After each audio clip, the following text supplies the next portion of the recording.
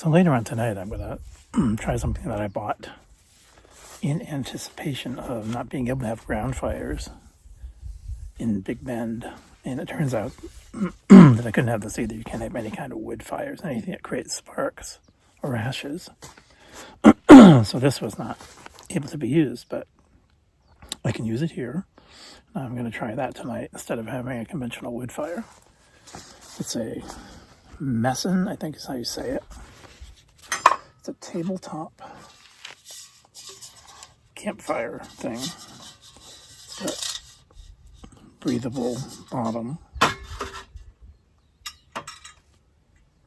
You put this in, it's got a little ash pan under here.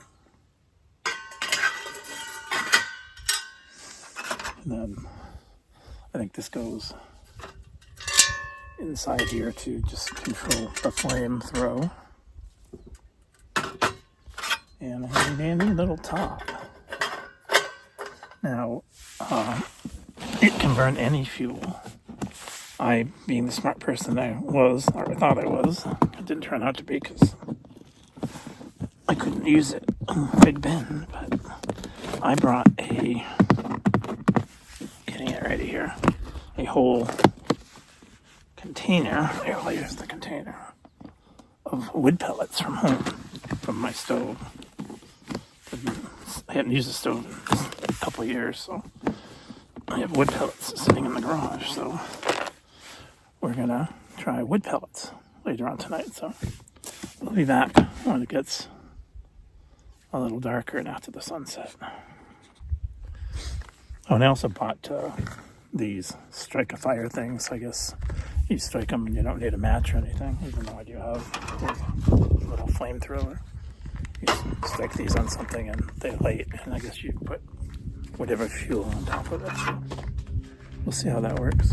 So I'm going to try this before it got too dark.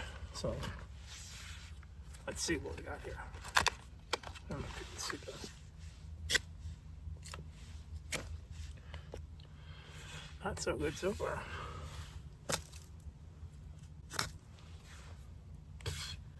All right, plan B. Well, put that on the side. I'm gonna light the other one that's in there. I'll show you what that looks like. That's going pretty well. Let's get some pellets in there.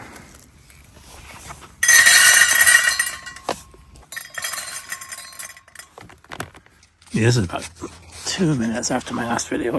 It's caught on really well now. Really well. Really nice. Nice little fire contained, and I've got a whole box of pellets. So, this gets an A so far.